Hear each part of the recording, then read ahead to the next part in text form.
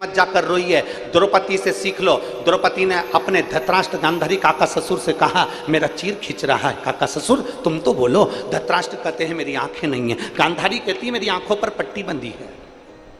भीष्म पितामह कहते हैं मैंने दुर्योधन के घर का अन्न खाया। गुरु द्रोणाचार्य मना कर देते हैं, सारी की सारी सभा मना कर देती है।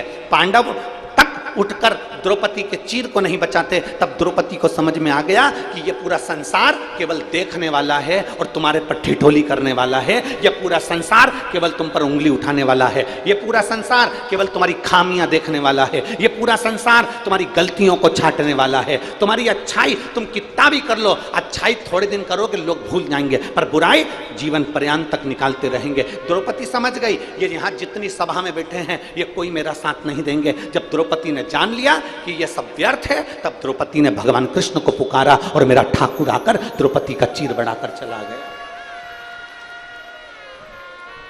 एक दिन आप भी जान जाओगे, नाते रिश्ते कुटुंब कबीले परिवार से सब जितने भी हैं इनको पहचान जाओगे एक दिन। शिव ने जन्म दिया, शिव तक की यात्रा है।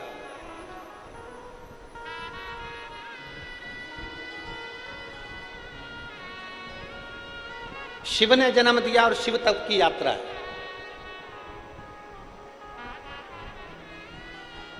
मरने के बाद आखिरी में अभी कहीं पर भी घूम लो फिर लो, पर मरने के बाद आखिरी में तो मेरे शंकर के करीब ही जाना।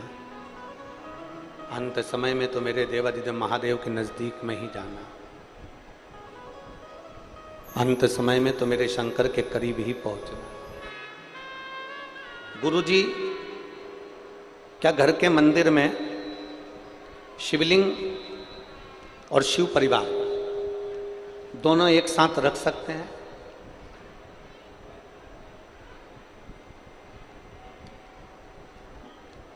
अब देखिए, पहले तो शिव महापुराण की कथा कहती है शिवलिंग और शिव परिवार। प्रयास ये रहता है कि घर के अंदर शंकर भगवान की मूर्ति नहीं, शंकर भगवान का शिवलिंग होना चाहिए। क्या होना चाहिए? शिवलिंग। और शिवलिंग है, और कई लोग कहते हैं गुरुजी अब हमारे पास में शिवलिंग है तो क्या नंदी भी रखना जरूरी है? तो शिव महापुराण की कथा कहती है घर के अंदर शिवलिंग अगर रखा हुआ है, घर के अंदर शिवलिंग अगर रखा हुआ है तो नंदी हो तो ठीक, नहीं हो तो आप और हम जब बाबा को रोज प्रणाम करते हैं तो हम भी नंदी से कम नहीं होते हैं। हम भी नंदी से, आप और हम बाबा को प्रणाम कर रहे हैं तो आप भी और हम भी शिव के उपासक हैं। अब कहा शिवलिंग रखें तो क्या साथ में पार्वती जी रखना जरूरी है, कार्तिकेय रखना जरूरी है, कि गणेश जी रखना जरूरी है? तो गणेश जी तो सबके घर में पहले से रहते हैं। बोलो सही है कि गलत है? जम के बोलो जरा। अब पार्वती जी की बात आई तो सब जितने भी बैठे हो ना, सबके घर में कुल देवी तो होती ही है। माता जी का फोटो होगा, माता जी का चित्र होगा, कुछ ना कुछ माता का स्मरण होगा। और नहीं होगा तो जो शिवलिंग होता है, आपको पहले भी वर्णन किया, जैसे ये जलाधारी, ये शिवलिंग, ये पानी बह रहा है, या गणेश जी, कार्तिकेय, अशोक सुंदरी, पार्वती जी, शंकर जी, मतलब पूरा की पूरा परिवार देवादिदेव महादेव का शिवलिंग के रूप में विराजमान। अब अगला प्रश्न आता है, क्या घर के मंदिर में पीतल का शिवलिंग रखना उचित है कि नहीं है?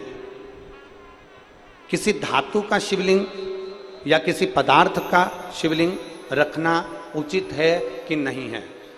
देवादिदेव महादेव की पवित्र कथा कहती है, यदि आप अपने जीवन में एक बार लिंग शिव महापुराण अगर सुनेंगे या लिंग पुराण को आप पढ़ेंगे, बाजार में से लाकर गीता प्रेस की लिंग पुराण का अगर वर्णन करेंगे तो उसके अंदर या शिव महापुराण के अंदर वर्णन किया गया भगवान विष्णु, लक्ष्मी जी, इंद्रदेव, वरुण देव, गरुण देव, 33 कोटि देवी देवताओं ने सबने अपने अपने अनुकूल शिवलिंग का निर्माण किया। किसी ने पीतल का, किसी ने लकड़ी का, किसी ने पार्थिव का, किसी ने मोती का, किसी ने चांदी का, किसी ने तांबे का, किसी ने लोहे का, किसी ने माखन का, किसी ने दही का, किसी ने अन्य अन्य तरह के शिवलिंगों का निर्माण किया है। तो शिव पुराण कहती है तुम्हारे घर में अगर पीतल का शिवलिंग है तो भी रख सकते हो, धातु का शिवलिंग है तो भी रख सकते हो, मट्टी का शिवलिंग है तो भी रख सकते हो, चीनी का शिवलिंग है तो भी रख सकते हो, लकड़ी का शिवलिंग है तो भी रख सकते हो, पत्थर का शिवलिंग है तो भी रख सकते हो, पारद का शिवलिंग है तो भी रख सकते हो, स्फाटिक का शिवलिंग है तो भी रख सकते हो। तुम्हारे पास में जैसा शिवलिंग है वैसे तुम पूजन करो, मेरा महादेव उसमें भी प्रकट होकर भाव से स्वीकार करो।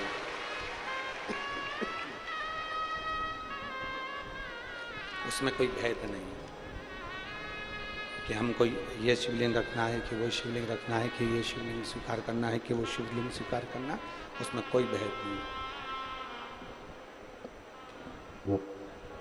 उसमें कोई भेद नहीं।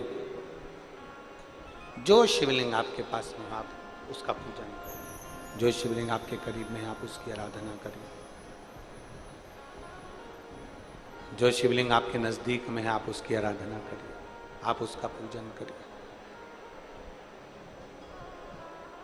और तेरी पूजन को भगवान बना मन मंदिर,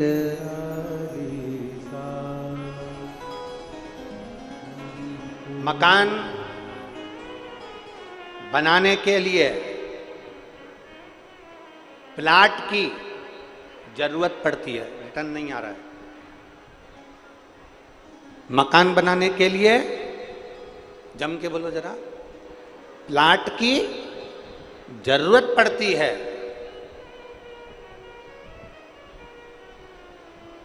और भगवान को अपने घर में बुलाने के लिए केवल निर्मल मन की जरूरत पड़ती है, अच्छे दिल की जरूरत है।